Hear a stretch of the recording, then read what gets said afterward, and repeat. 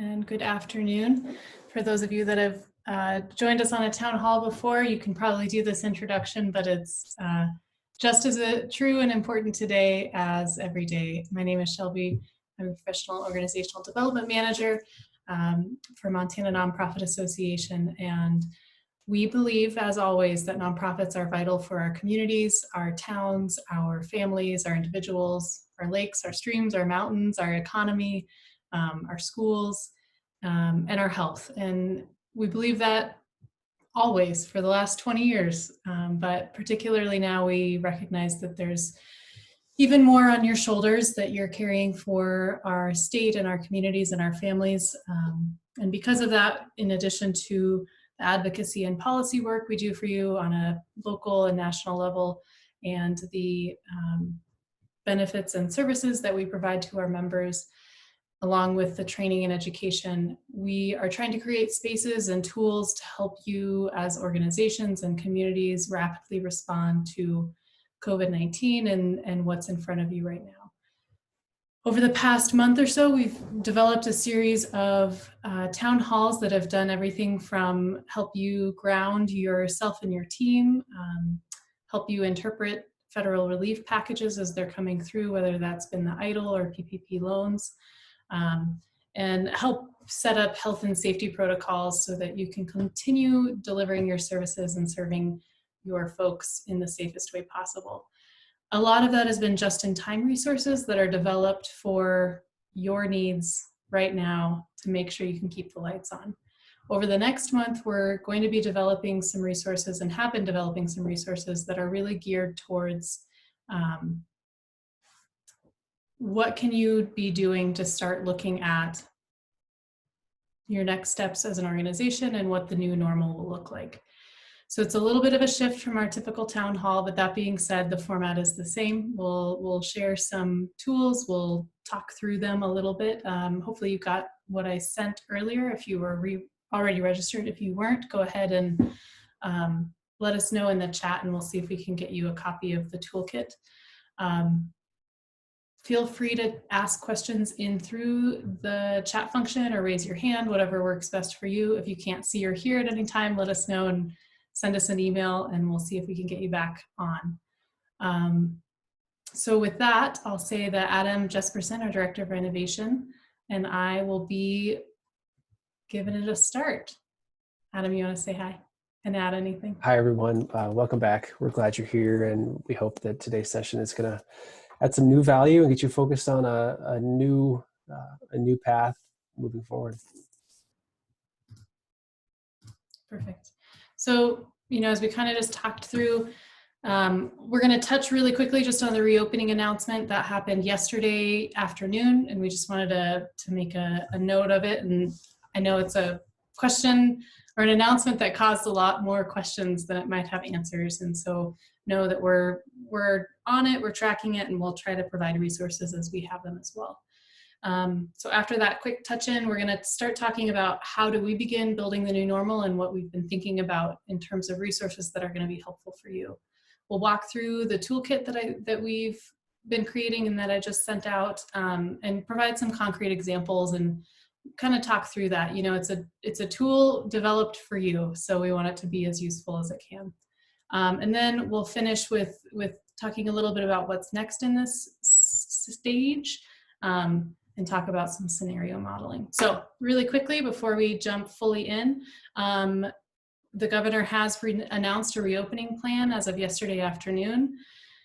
And there are a lot of questions that go along with it. On our website, mtnonprofit.org, we have these 3 links up, which is Montana Reopening Guidelines, the phased approach, and then directives and phased guidance. It's a really wonderful grouping of resources put out from the governor's office to help you answer some of those questions and uncertainties that we've all had lingering in the background. It's by no means a manual for how to run your organization for the next year, but it is something to get you to start thinking about what is going to be allowed and at what stage he moves from phase to phase. I think we'll stay tuned as we know more. For those of you on the front lines, health and safety is going to continue to be important, and the work you've already been putting into that, continue doing it. Share with your peers that might be considering reopening in the upcoming months. And I think diligence and discipline there will be really, really crucial. If you are planning to return to the office in a later phase, I think bringing with that as much flexibility and planning and caution as you can. I know at M&A, that's our plan. We haven't talked about what that date is, but we know we're going to approach it with a lot of flexibility for individual team members, preferences, and a big stockpile of face masks. So that will be fun. And then finally, long-term plans. You know, the questions of, should we hold our summer event? Should we hold our fall event? We don't have an answer right now. And a lot of it's just going to depend as we move forward on how things roll out. I think for you to be, you know, thinking about the questions that you have and how that will impact your organization. We've developed a webinar, a town hall next Tuesday at 2 o'clock with Chani Okert, to just kind of run through decision-making and messaging during reopening. And she's got a really great framework and some decision-making tools for you. It's up on our website if you want to sign up for it. And I think that'll provide a little more grounding, if not all the answers that we're all searching for. So I absolutely invite you to attend that. And then in the meantime, as you have questions, we'll do our best to field them, but know that we're swimming in that uncertainty as well. Okay, enough of reopening. We'll get forward with building the new normal. Thanks, Shelby. So just to kind of set the stage here a little bit, quick story. When I was in graduate school, I had a professor who was, he'd retired as the CEO of a publicly traded Fortune 500 company, and his retirement gig was to teach graduate school, grad courses full time. And he was an older gentleman, and he was a bit old school in the way he taught and the way he presented himself. Every lecture, every time he taught and lectured, he was in a suit and a tie. And he was very formal about how he did things. But regardless of the course that he taught, he always had the same 2-page handout, which was like 100 one-liners, and he called them his axioms for management. And they were just these general one-liners, and some of them at the time seemed trite, and some of them seemed a little cliche. But more than anything in my professional career, I've come back to that 2-page sheet and said, yeah, like this, you could tell this was coming from somebody who knew his stuff, who had been in the trenches and who had learned these axioms from experience. I share with you 3 of those that are in that long list today, because I think they're important for setting the stage for where we're headed with our work at M&A. The first one, which I'm sure many of you have heard, is that in a crisis, cash is king. Which over the last 8 weeks, if there's one thing that could define our response as an organization, it's probably been that, right? As we think about how we're managing our employees, as we're managing our federal relief and PPP loans and EIDL loans, and all of it is about, how do I get cash to support my organization, support my mission? And to do number 2, which is our primary responsibility, is survival of the enterprise. And I would probably rephrase that for the nonprofit context and say not survival of the enterprise, but survival of the mission. And sometimes the mission goes beyond the enterprise, right? So sometimes we decide that the physical manifestation or representation of this mission is no longer being carried by organization X. It's now being transferred to organization Y, organization Z, or a compilation of organizations. But our primary responsibility is survival of the mission, survival of the service to the people that we have been created to serve. And then thirdly here, it's the leader's job to force the organization to face reality. And I think that's been hard over the past few weeks, as we've had to talk with our boards and with our employees and with our constituents and our clients and our donors to say, here's the reality we're facing, and here's how we're responding to it. Where that gets even more difficult is when we can, as a leader, see what reality is going to look like in the next 12 weeks or 16 weeks or 20 weeks. So how can we force our organization to face a reality that we don't even know what it's going to be? As you look at these 3 quotes, you'll notice, Shelby, if you'll move to the next slide, you'll notice that we're sort of talking about 2 parallel tracks that we're trying to run at the exact same time. And if any of you have read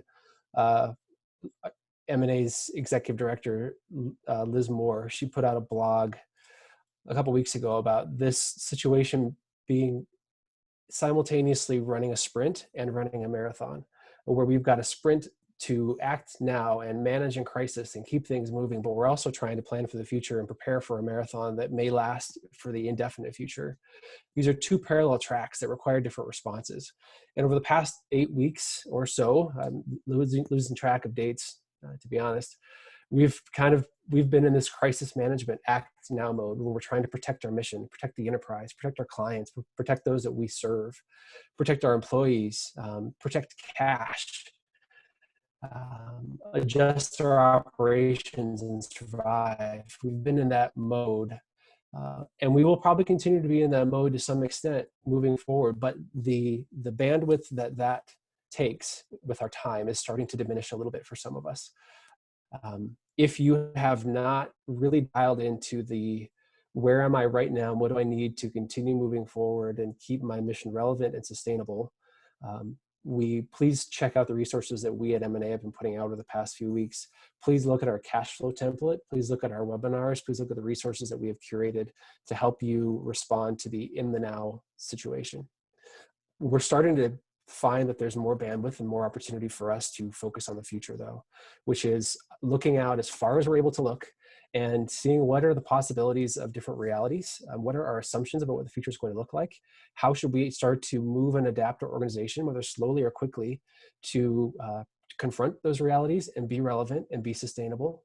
And how do we start to develop a strategy that's going to ensure that we are able to be relevant and impactful and growing and thriving in the future, regardless of what that future may look like? So it's these two tracks simultaneously. I think you'll find that we will be in a point where we're giving more bandwidth to future planning here in the near future, but then something may happen and it's back to that crisis management in the now, act now. What do I need to do? How do I need to survive? And we're going to be in that for a while, and then we're going to come back. So there's this yin and yang and push and pull that we're going to be in for a while, and we're trying to march down these tracks as simultaneous as we can. So today is about laying the groundwork and laying the foundation for that future planning of how do we think about our organization in the future and think about a range of realities and how we may adjust to those. Wonderful. Adam, I think that's absolutely right. And as I get into this slide, just a quick poll via chat here. Has your organization started taking steps to think beyond the next 8 to 12 weeks? So yes, no, maybe, sorta, definitely not. What day is it? Whatever you guys are, just to get a quick check of where you guys are in terms of that longer term planning and looking down the road. Awesome. Quite a few yeses. That's perfect. So I think, as we continue this conversation, please feel free to chime in on what's working for you and what's working for you and how you're accomplishing that as a team, because I think all of us from our different perspectives, as much as we can share what's working, I think that will help. But what we've seen is that a lot of folks kind of get stuck in starting to plan for the future because of what Adam just mentioned, and also because we're trying to answer all the questions at once, and we're trying to solve all the problems at once. And so we've created this toolkit specifically to help us narrow the lenses that we're approaching the future with, knowing that, of course, that narrowing of the lens isn't permanent, it's quite temporary. And so it sounds like you guys are all in a position to continue planning, which is wonderful. And for those of you watching on a recording, I'm guessing you're in a same place. As Adam mentioned, juggling your immediate needs with future plans is hard. It's always been hard, and it's really hard right now. And so, again, that ability to extend grace to yourself and your team when that lift becomes too heavy, if you need to put the future down for a little bit and focus on the now, I think that's really appropriate. But whenever you have the capacity, holding yourselves accountable to go back into rebuilding your new normal. Again, the process is not is not linear. The tools and the frameworks that we've been looking at are developed as guides, not highways. So there's always going to be a balance to strike as you have some of these conversations for what seems like the 10th time, and figuring out when you don't need to rehash that conversation and what you need to do is move forward. Those are the hard questions, the practical questions we don't have great answers for, but we're hoping if we can help frame conversations that we're all moving on our different tracks in the same direction. And then finally, this was developed to provide a how-to that complements a lot of the amazing work we've seen across the nation in the sector. We have a list of resources on the bottom, the last page of the toolkit I sent out.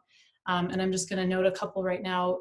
We've got some work from the Bridgespan group in terms of 8 steps for managing through tough times.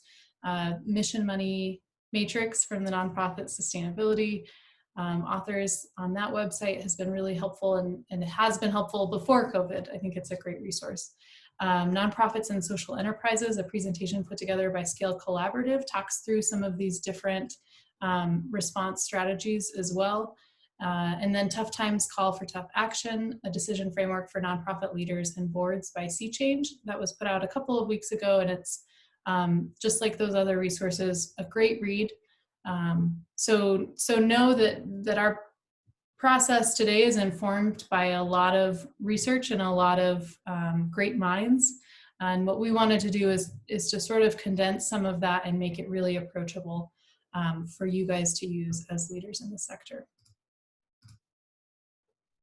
Shelby, I'll add to that too, that most of us are used to a kind of a traditional strategic planning framework where we have a process, we have a toolkit, and we walk through that process, and that sort of gives us our marching orders more or less within the bookends, I guess. We know where we're headed and we know what we're trying to accomplish. This is not that. I mean, I think this is meant to be informative in the same kind of way, but this is more meant to help us ask the right questions and to come to the right assumptions and understand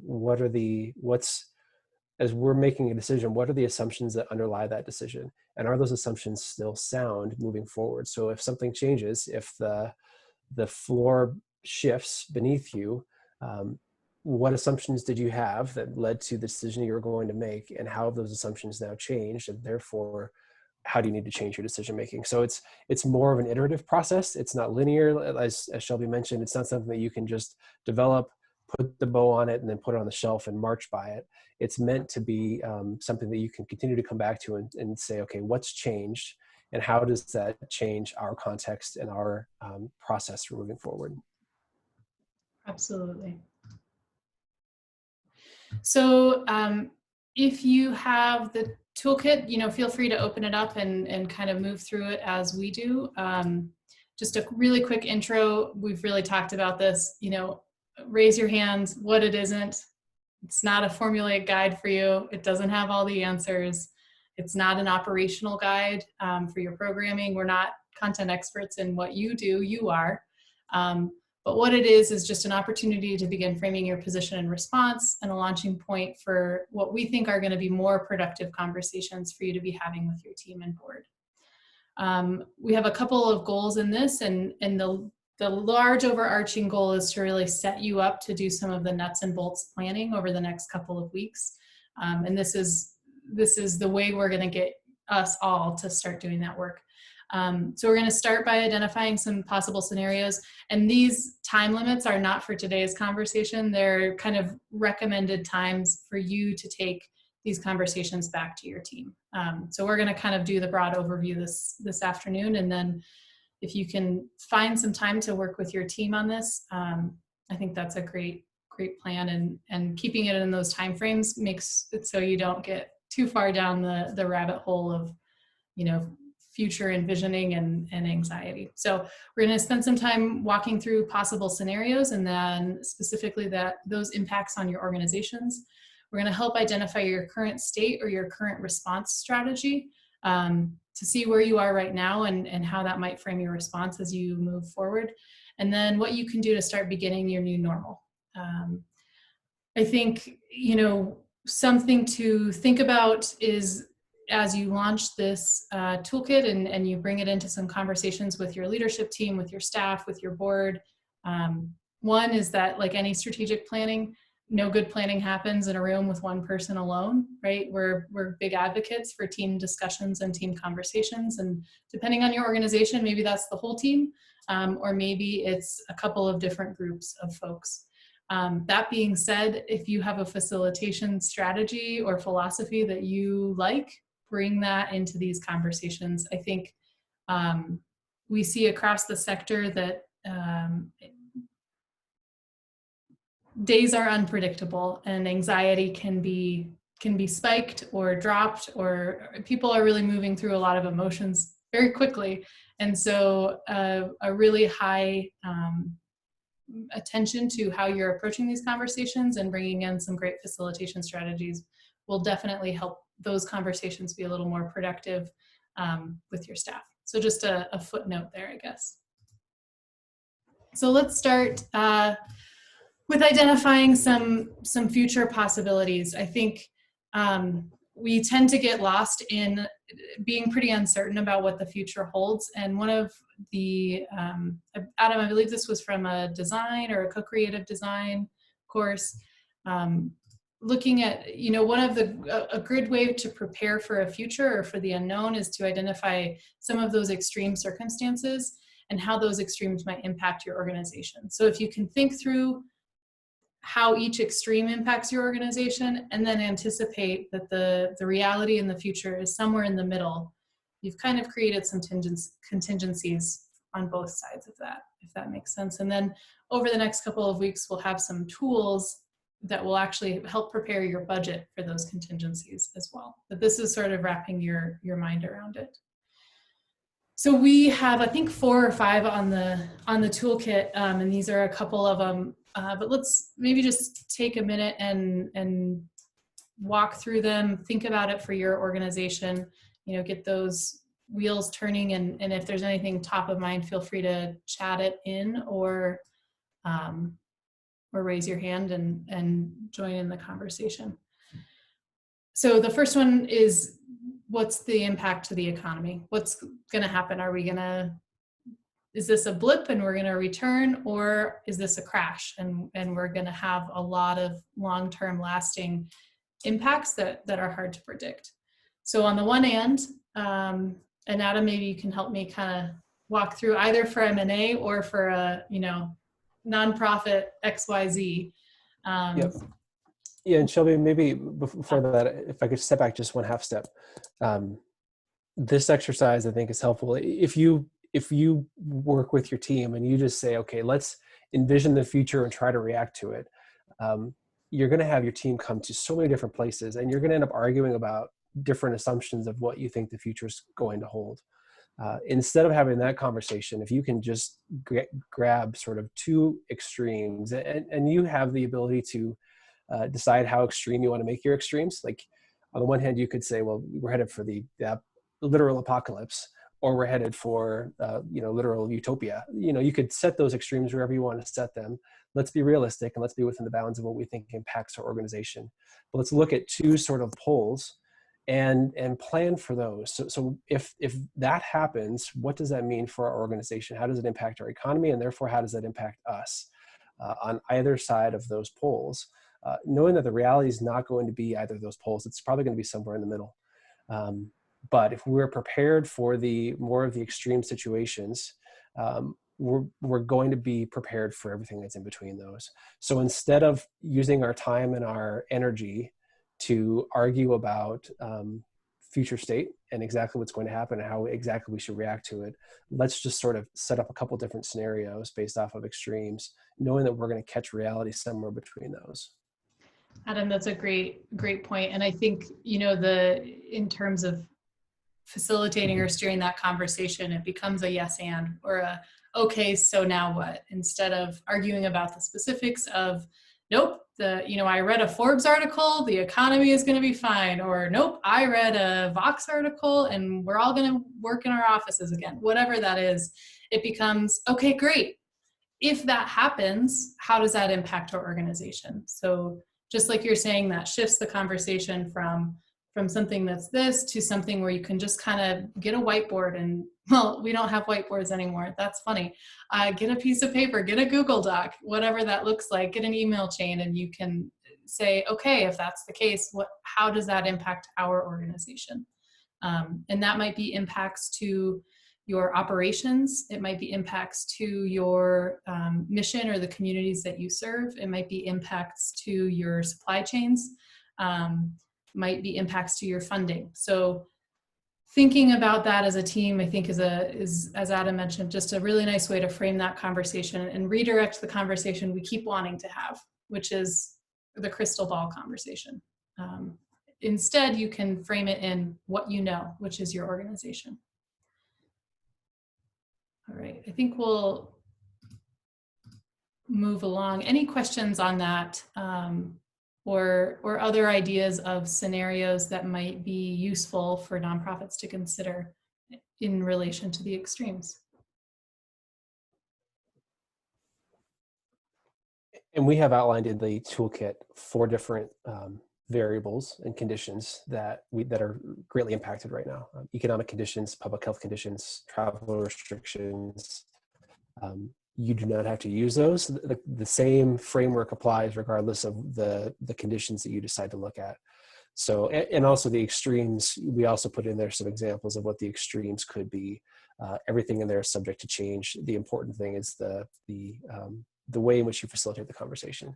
Yeah, absolutely.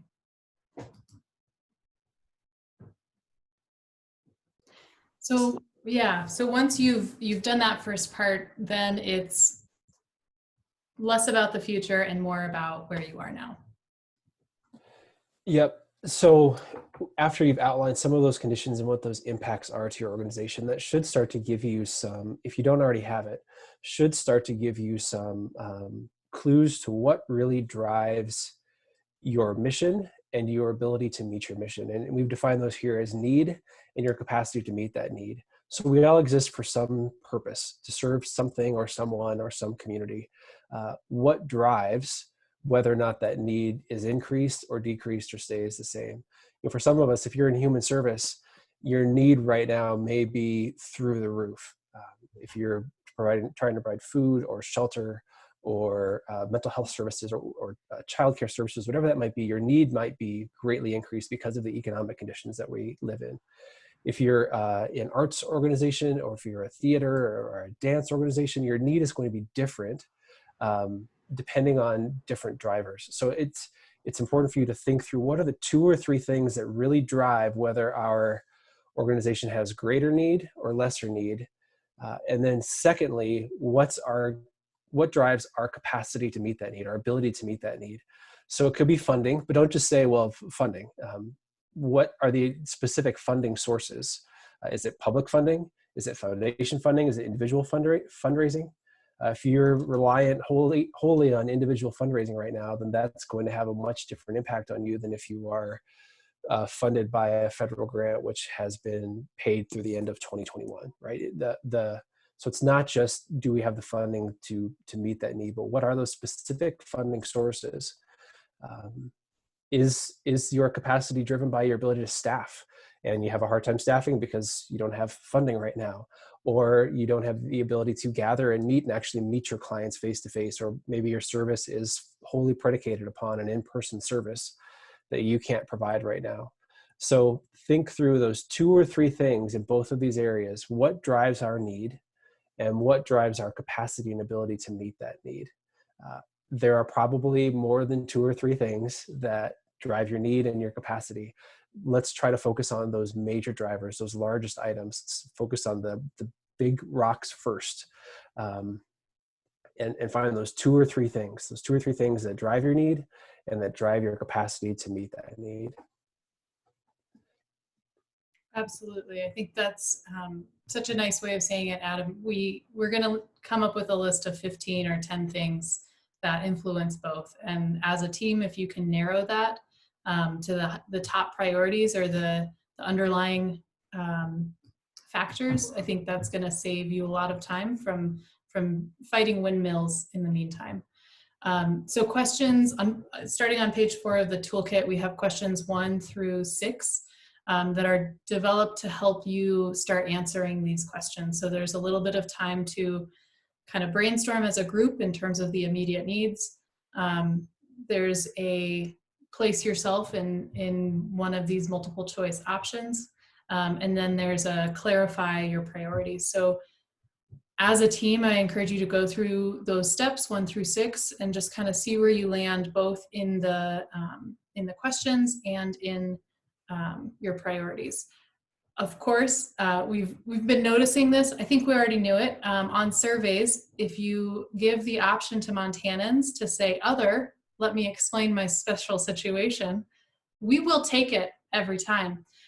So we didn't give you the option to say other on the multiple choice. And that's not because we don't think that, there's a lot of different situations, but really it's sort of a funnel or some bumpers to force us into what's most like our operating policy right now and what's most like our need right now. So I encourage you to settle with an answer that might not fully capture all that you are experiencing, but choose the best as, and that'll help you frame and narrow down some of the decisions in the upcoming days. So once you fulfill that, you're going to be placed somewhere on this spectrum. And we've kind of taken, as you can see, the double, the two big things. One is need and one is capacity, and overlaid them on each other. So we have and are seeing throughout Montana right now organizations across this, and note that it's a spectrum, right? It's not a one size box fits all. But we're seeing folks that are somewhere in any of these 4 response strategies. And sometimes they're in a couple response strategies because they have programs that vary really differently. If you're one of those organizations that has some earned income revenue and that stream and that program has been deeply impacted, and then you have another program that maybe provides direct service and you've experienced increased demand, it's okay if you want to separate those programs out and maybe run through those questions in this way as well. That way you can kind of start to have an idea of your organization and your programs. We recommend doing it overall. I think that can be really helpful. But I'll talk through a little bit about what these mean and what they are, and how they really are just a response strategy. They're not an identity. They're not a label for what you are, but just kind of a helpful bumper for what your immediate priorities and then long and midterm planning process is going to look like.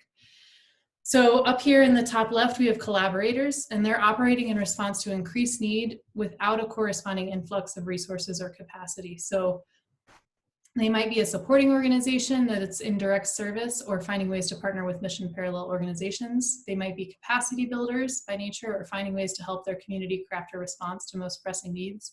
They may also be organizations that have to prioritize building up their internal capacity in order to meet the growing demand they are facing. And there's a bunch of other folks that might fit in that category, but essentially it's somebody that's experiencing some increased need for their services, but due to operations or programming or equipment or technology, or funding, of course, the big F, they're not able to fully grow with the demand that they're experiencing. To the right, we've got the builders, and so they are, as you can see, experiencing an increased need and also an increased or they have retained the capacity that they had before the coronavirus. So builders are experiencing increased demand. We don't expect that anybody is swimming along happily right now, but builders are ramping up their services, and this is supported by a strong operational foundation.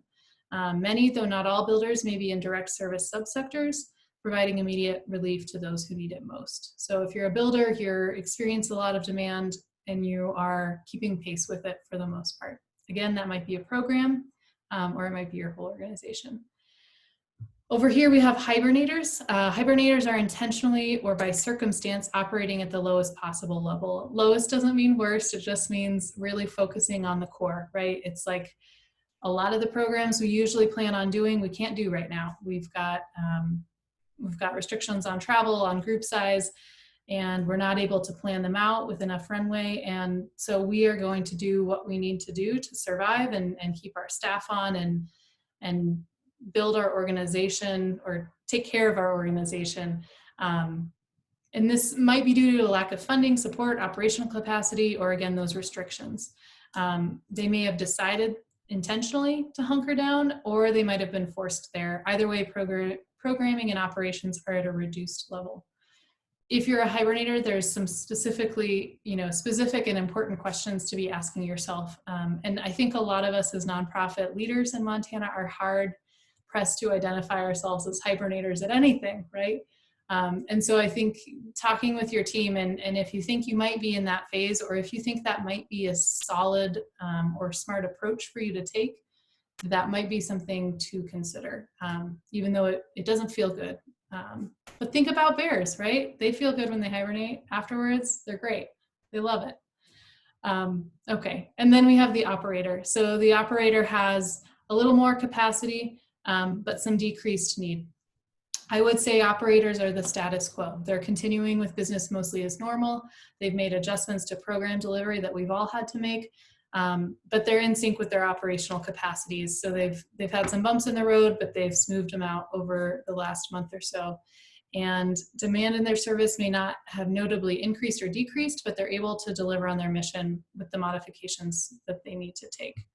So operators, again, that might be a program, it might be a full organization, but figuring out where in this kind of matrix, or where about in this matrix, and maybe it's halfway in between two of them, you think best describes your organization, is going to be really helpful.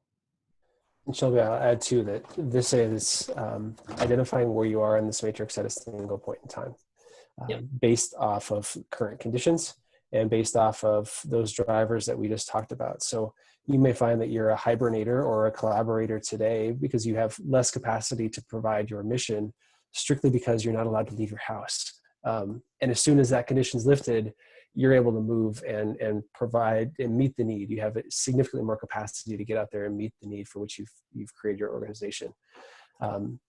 So that's where knowing what those drivers are, and knowing that once they change or shift, that's going to change where you sit on this matrix, and therefore change which questions you should be asking as an organization.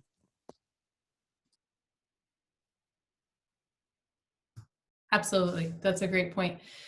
Curious, before I move to the next slide here, anybody have a hunch on where their organization is, or how you might self-describe in terms of your response strategy at this time? Feel free to chat it in or unmute yourself.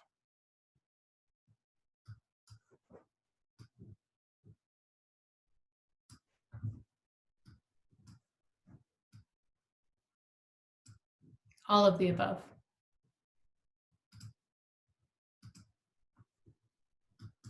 All right. Depending on the day, absolutely, Rebecca. I think that sentiment by Adam, mentioned is a huge one, which is this can be changing daily. It can be changing weekly.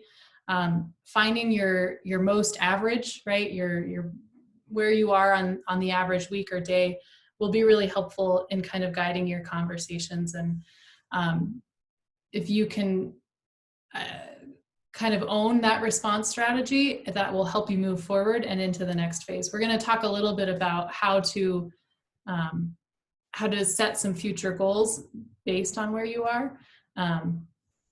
But first, we'll use this as a lens to ask some questions. So this is that part where we've looked at the future, we've looked at our current response, and we're all asking all of these questions all the time, and the conversations are important, but figuring out how we can hone conversations for our specific organizations is going to be really helpful. So if you want to take the one or two response strategies that you most identify with, and then set aside some time to ask these questions with your staff, that'll help drive conversations that will help you build up your internal capacity and your external response and pivot your programming over the next couple of weeks to start doing what you need to do in the long run. So as hibernators, you're asking questions a lot about, what's our core? How do we protect it? How can we keep our people safe right now? How can we maintain our staff? How will we maintain our organization and relationships? A big question right now is how long can you hibernate without losing ground?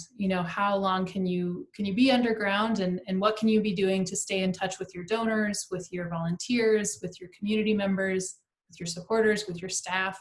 And then when you do decide a timeline for restarting normal operations or new normal operations, what does that timeline look like, and what resources are you going to need to find your way out of the ground or the hibernation cave?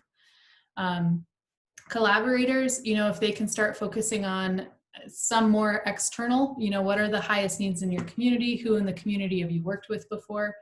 But balancing that external focus with some internal focus. So how can you flex your programs, delivery methods, and operations to bolster ongoing efforts? And then importantly, how long can you continue collaborating without prioritizing your core mission? This isn't to say that when you're a collaborator, you're not doing mission-driven work that's specific to your organization. Rather, if you've abandoned some of your programming and focus to take on other collaborative projects, just keeping that in mind of, what's the timeline? Is it a couple weeks? Is it a couple months? Could we do this for the rest of the year and then make a plan in 2021 to return to normal? Builders are, I think health and safety, as you all know, in the builder phase is going to be really crucial now and for the foreseeable future. Making sure your clients, your audience, your donors, your volunteers, your staff are all safe and healthy. And then also being aware that you might be a builder because you're delivering a direct service or providing shelter or food, but what were your other projects and programs, and what do you need to maybe shift or decrease or let go of for right now so that you can really pour your resources and time and energy into the programs that are the highest priorities? And that can be a hard conversation to have.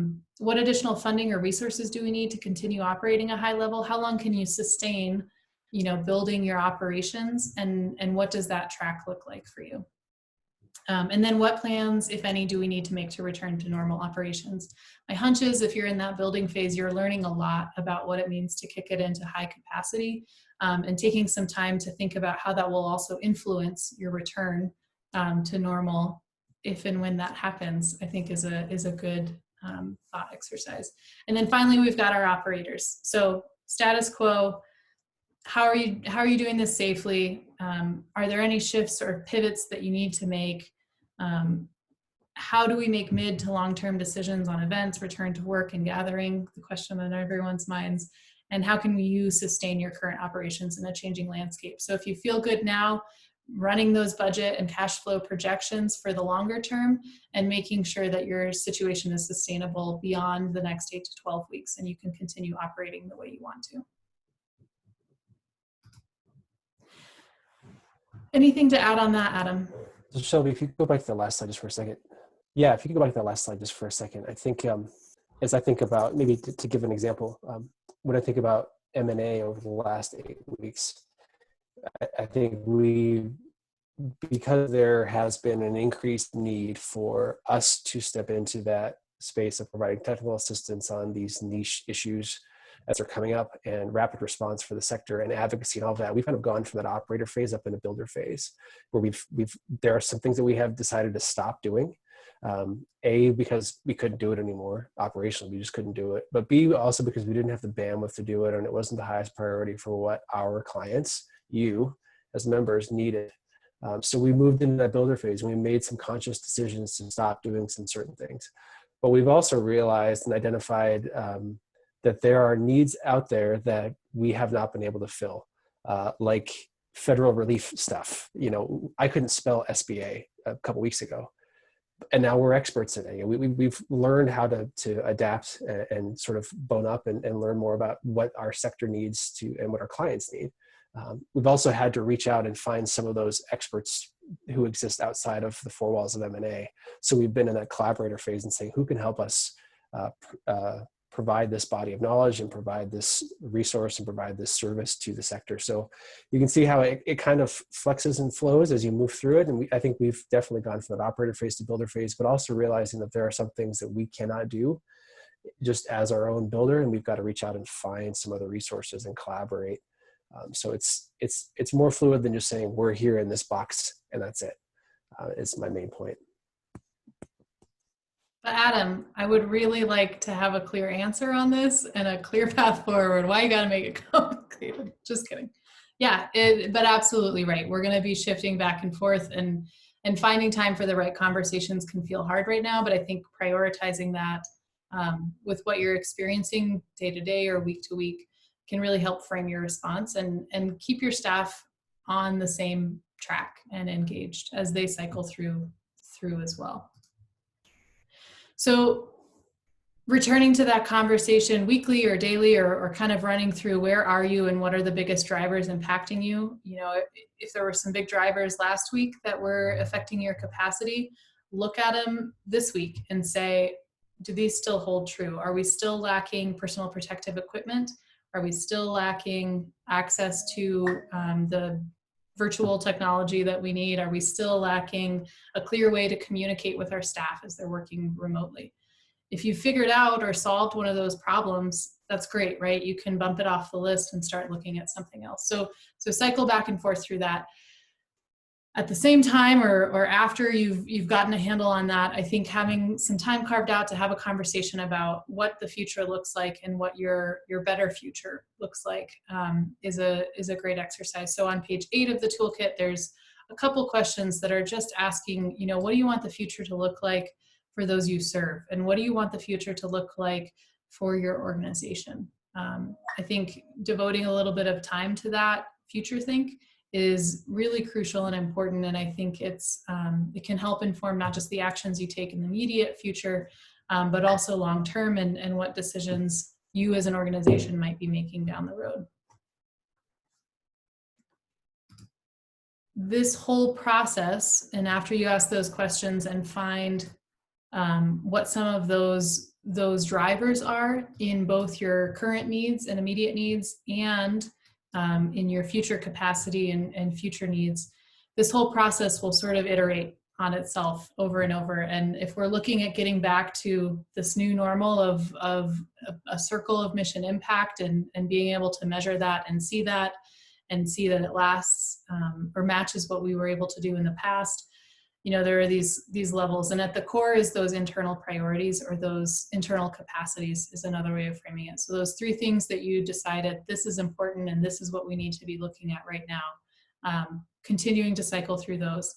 As you're doing that, thinking about pivots to programming or delivery to meet the needs of your audience and the needs and the demand that you're experiencing.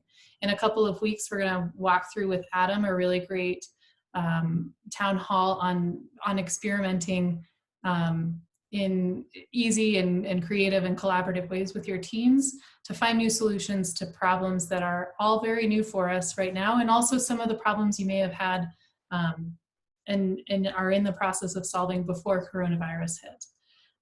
This is all going to be informed by some ongoing reevaluation and reflection. As Adam noted, that process doesn't stop. And then hopefully, if we're doing all of these things internally, we're going to start seeing a lot more mission impact. And of course, that process hopefully is informed a little bit by what your response strategy is and what you want it to be.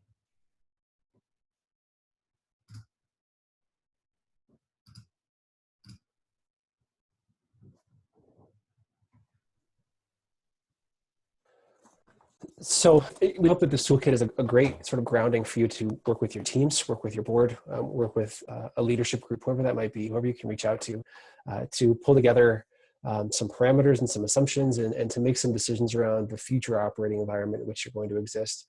The next phase of this, which we're going to talk about in depth next week, is starting to put some pencil to paper and do some financial scenarios around those assumptions and around those different scenarios. So if you've identified that your capacity is driven by funding and by staffing, those have very real revenue and expense ramifications. And those are also very variable. There are things that can go right, and there's some things that can go wrong. So we're going to look, we'll get it out this week, or sorry, next week, and talk about it next Thursday. A financial modeling tool, an Excel tool that allows you to actually chart out variability in revenue and chart out a best, moderate, and worst case as far as what your money in the door may look like over the next 12 months. And then similarly, on the expense side, what are 3 different scenarios that you can outline with direct expenses for your programming based off of the operating environment that you have talked about in the toolkit. And you can see where those may match and where those may have some misalignment, where you have much more expense than you have revenue coming in the door. And then what are you going to do about that? So that's for next week. It's a more in-depth financial conversation around how do we put pen to paper and model some different scenarios from a financial perspective. Shelby, if you go to the next slide. So in summary, this toolkit is a great team-based resource to lay out principles, lay out assumptions, and really have that heart conversation around what you want and are able to be for your constituents, your community, your environment. Next week is about translating that foundation and those beliefs and those principles and assumptions into a financial future. And from there, identifying what are the milestones and the trigger points that you can identify that you can say, if this happens, here's the action that we need to take. Then it becomes very clear for you to say, yeah, we understand that this is the environment in which we exist. This is the funding that we have available to us. If this happens, what can we do about it? And chart that out so that when that does happen, we're not caught flat-footed, but we know exactly what steps we should take, or at least think about taking. And then thirdly, the financial modeling tool gives you a great chance to identify funding gaps and create some very clear and compelling funding appeals for funders. So if you identify that your need is increasing, but your capacity to meet that need is decreasing, that is the very definition of a fundraising ask, right? There's something out there that we need to do to accomplish our mission, and we don't have the money to do it, or staff to do it, or resources to do it, capacity to do it. We need your help. Because really, when you look at that matrix of need and capacity, in a perfect capitalistic, for-profit, in a vacuum market, as the need increases, the capacity to meet that need will also increase, right? It's as demand increases, supply will increase to meet it. In the nonprofit world, oftentimes those are inverse, where the need goes up and our capacity to meet that need goes down because we can't physically meet people, the resources have gone down, whatever that might be. And that's where we need to really quantify what is the resource needed to meet that need. What do we have available to us today? What's the gap? And be able to take that out to a funder to fund that and to help us meet that need and fill that gap and accomplish what we need to accomplish. So next week is about identifying those scenarios and hopefully giving you the tools that you need to move forward. Awesome. Thanks, Adam. So today I would say, today's takeaways, absolutely see if there's any part of that toolkit that's worth bringing to the team and having some conversations, whether you run through the entire thing, whether you pick out some of the questions that you think might be relevant, or whether you use it as a way to set yourself up for what Adam was talking about, just that ability to identify for yourself, for your funders, and help mapping out your future financial picture that we're going to dive more into next week. I think regardless of what you have the capacity to do in the next week, I think making time and maybe consistent time with your team or your staff to think about the future, and just figuring out when that works and when you have space for it, and continuing that over the next 8 to 12 weeks. Inviting your team to the table again, nothing good happens in a vacuum, even supply and demand graphs in capitalism. Nothing, no, I'm just kidding. But making sure you invite your team to the table and really honoring their different perspectives and where they are and what they think can be really helpful. And whether that's the leadership team or, again, a combination of your volunteers, your staff, whatever that might be, your board. And then finally, identify your current state and hone in on the most important factors driving your response. And so if you can really understand what is impacting you, and then start to think about how that might shift in the future and what your response will be. You'll start to move ahead of the changing uncertainty, and be in a place where you can adapt a little bit more easily.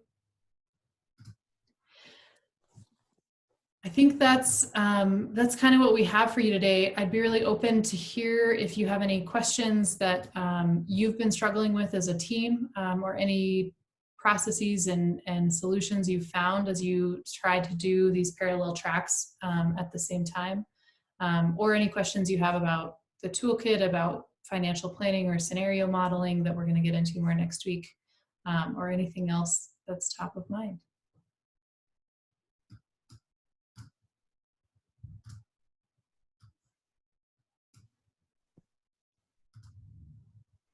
All right. Well, as always, thank you guys for joining us. Thanks for chiming in, and we appreciate everything you guys are doing out there in the sector and your organizations. A note, we maybe during this call or in a couple of hours, we believe that some additional federal funding will be released. So we absolutely encourage you, if you have not yet, to go ahead and keep up with that and apply. Talk to your lender if that's something you're interested in. I don't know when that will go through the process, but being as agile and ready as you can is absolutely something in terms of that immediate needs. Otherwise, we hope to see you tomorrow. Liz Moore will be wrapping up the week and talking a little bit about the governor. There's a governor's task force specifically on the relief spending in Montana that we have to allocate. And so she's been serving on that and has some updates, and wants to hear a little bit from you as well about what's top of mind. And then enjoy your weekend, and we'll be back here next week with some more content for your timely needs, and then also for your future planning. Thank you, everybody. All right, thank you.